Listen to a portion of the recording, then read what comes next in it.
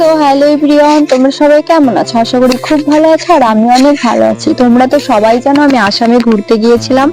আর ঘুরতে যাওয়ার সেই যেদিন আমি গিয়েছিলাম সেই দিনের ভিডিওটা আপলোড করা হয়নি এখনো। ওখানে গিয়ে এদিক সেদিক ঘুরতে যাচ্ছি, বিয়েতে যাচ্ছি, সেই ভিডিওগুলো আপলোড করা হয়ে গেছে। যাওয়ার যে ভিডিও সেটাই আর আপলোড করা হয়নি। এটা ছিল আলিপুরদুয়ার স্টেশনে। তো আমরা আসাম যেদিন যাবো তার আগের দিন গিয়েছিলাম দিদি বাড়িতে। কোচবিহারে ছিল দিদি বাড়ি, তো একদিন ওখানে ছিলাম, তারপরে আমরা আসামে গিয়েছি।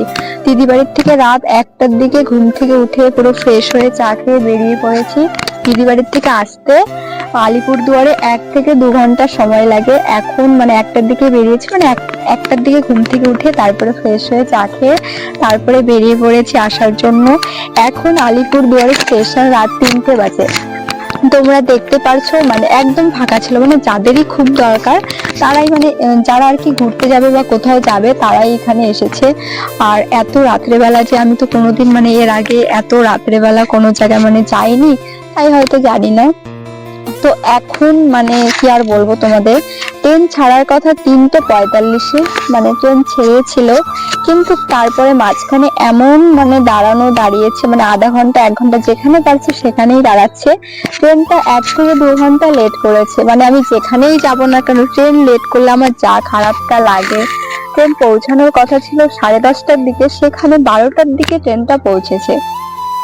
তোমরা এই যে রঙিয়াটা পার হয়ে গেলেই পাহাড়, হালকা পাহাড়, কুয়াশা, খুব ভালো লাগে ওয়েদারটা। এত সকালবেলার দিকে খুব সুন্দর লাগছিল ওয়েদারটা দেখতে। আর আমি ঠিক করে কি আর বলবো তোমাদেরকে, এত কুয়াশা ছিল। আর যদি ভালো করে ভিডিওটাই করতে পারিনি, তাও যেইটুকু পেরেছি তোমাদের সাথে শেয়ার করব বলে। আর এখন তোমরা দেখতে পাচ্ছ এটা ছিল ব্রহ্মপুত্র নদী। এটা সব থেকে এত বড়, আর খুব ভয় লাগছিল দেখতে, এত বড় নদী। এর আগে আমি আসাম গিয়েছিলাম, এবার যাচ্ছি প্রায় 8 বছর পর আবার আমি যাচ্ছি আসামে। অনেক তখন তো 8-9 বছর আগে গিয়েছিলাম, তখন আমি প্রায় কি আর বলবো, তখন এত ঘুরতে যাইনি বা কোনো জায়গায় যাইনি। এখন যাচ্ছি তো দাদার বিয়ে। তোমরা তো আগের ভিডিওগুলোতে তোমরা দেখেছো সেই কবেকার ভিডিও, আর আমি আজকে আপলোড করব। কি আর বলবো তোমাদেরকে, সে অনেক দিনের এটা ভিডিও।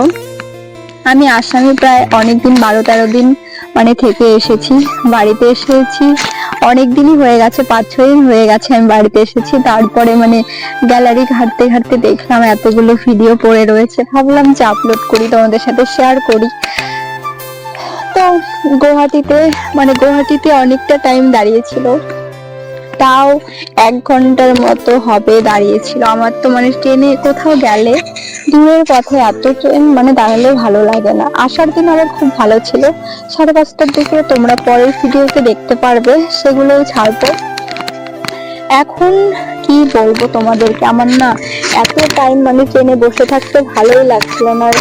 কিভাবে যে রাত 1টার দিকে উঠে এত মোবাইল ঘেটেছি যে কি আর বলবো। আর ফোন দেখতেও সবসময় ভালো লাগে না, অনেক 8-9 ঘন্টা জার্নি করলে খুব খারাপ লাগে। তো সময়ই কাটছিল না। বাড়িতে থাকলে এমনিতে সময় কেটে যায়, কিন্তু কোথাও ট্রেনে গেলে সময়ই কাটতে চায় না। কি আর করা যাবে, যাবো যখন বলেছি যেতে তো হবেই, একটু কষ্ট হবেই। কোথাও তাড়াতাড়ি যদি ট্রেনটা যেত তাহলে খুব ভালো হতো, কিন্তু আমার কথা মতো তো হবে না। আমি যেখানেই যাই না কেন ট্রেন লেট করবেই, আমার তার জন্য একদমই ভালোই লাগে না। তোমরা কি বলবো, কে কে আসামে ঘুরতে গিয়েছো অবশ্যই কমেন্ট করে জানিও।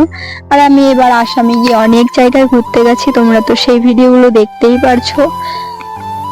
কি আর করা যাবে, এখন দেখতে দেখতে প্রায় জাগিরোড চলে এসেছি।